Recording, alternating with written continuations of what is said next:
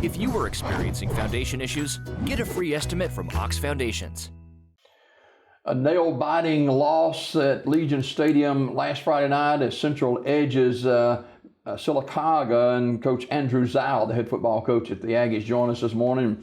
Coach, that had to be a tough loss for you. Yeah, it was. It was sort of one of those games you felt like you were right there, had plenty of opportunities to take over the game and seize momentum, and we sort of let them off the hook. I mean, going against a championship team like that, who's seasoned themselves. I mean, you think you got to seize those moments, and we didn't, and we gave them opportunities to get the momentum back, and they took full advantage of it. And defending 5A state champion, of course, they showed why they are the defending state champion. Yeah. Sylacauga making a point. You guys really felt coming into this game that you could play with this team, and you did. Yeah, we felt like we had the athletes and put them in space and do a few things, and defensively we played a little bit harder and played real physical with them, and because they are a physical team and they are a championship team. But I think our defense stepped up at certain points where they needed to offensively.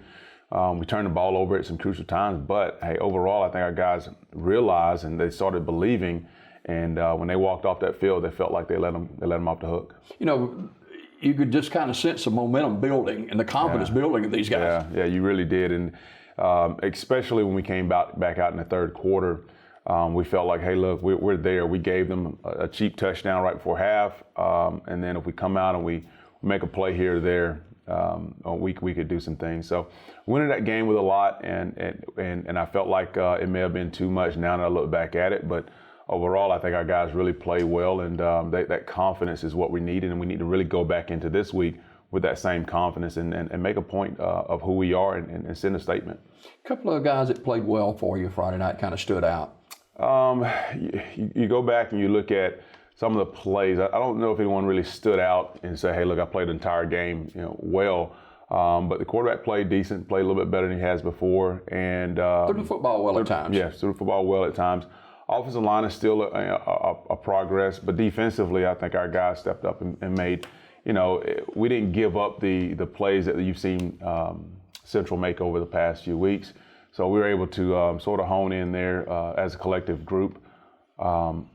You look back at it. You look back at at Pope as well. He didn't have the game he's had before, but he was able to make some plays that helped us late in the game to get back into it or make it close at the end. And he normally protects the football pretty well. Had a fumble or so that was critical, but what a great player he is. Yeah, great player, and had the one fumble like you. And then when he did, I was like, no, that can't be. So but he did bounce back and made up for it, and from a standpoint of getting us a touchdown.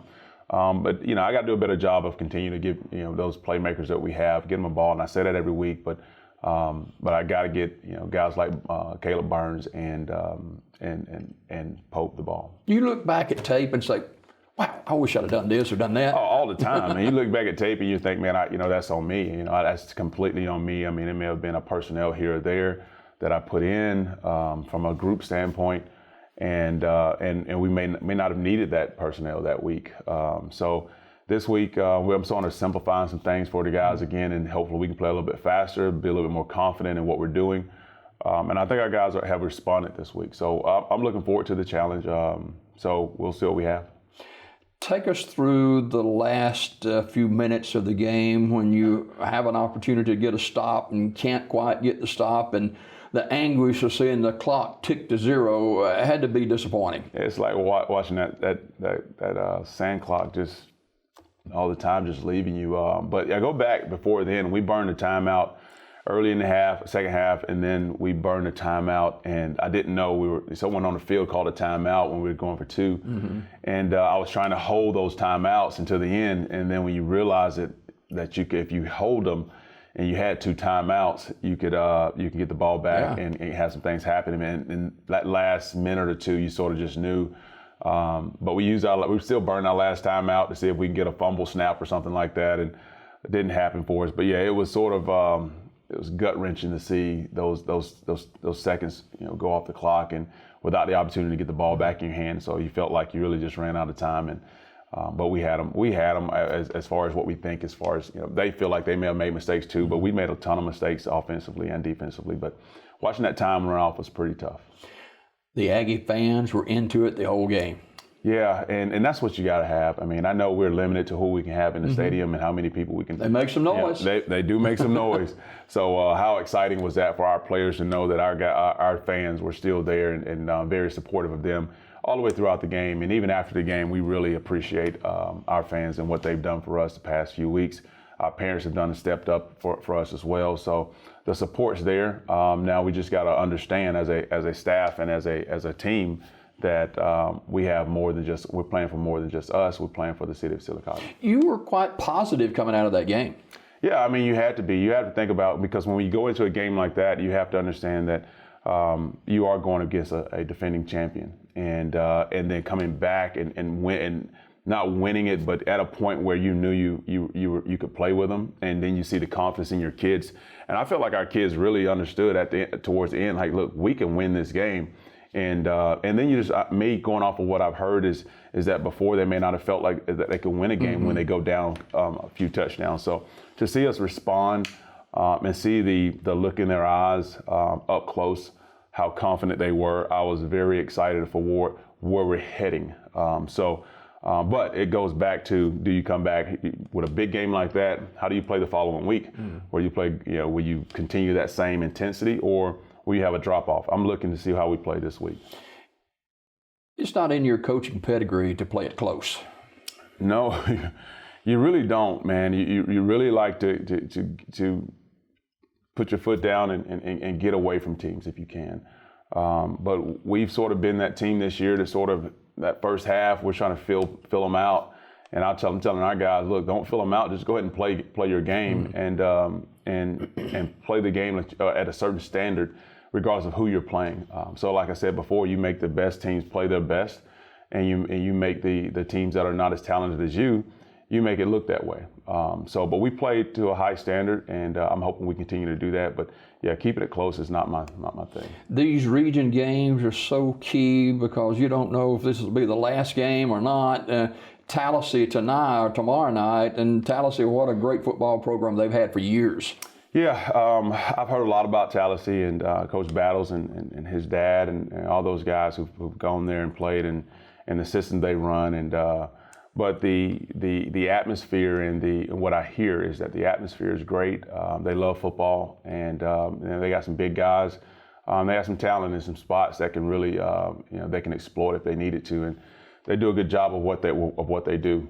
So we have to go into this game with it's a region game, of course, again. And once again, if we do well in our region, we can possibly host a playoff game. So I'm looking forward to our guys in that challenge and challenge them that way. But Tallahassee is definitely one of the teams that we have to respect and have to figure out how to come out on top. You seem to be one of the coaches, though, who are more concerned about the Aggies than you are the opponent. I am. I think that's just how you have to approach it, I think.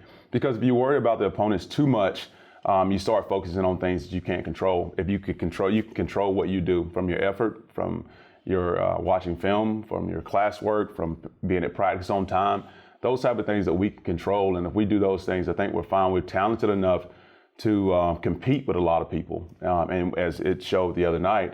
But there's small things that we have to continue to improve on, and as a team, either coaches as well, we have to stay focused on us and focus on what we can do and what we can control. Well, certainly, Tallahassee is not a Clay Central per se. How do you avoid kids saying, well, we almost got Central to Clay County, and now then we've got Tallahassee.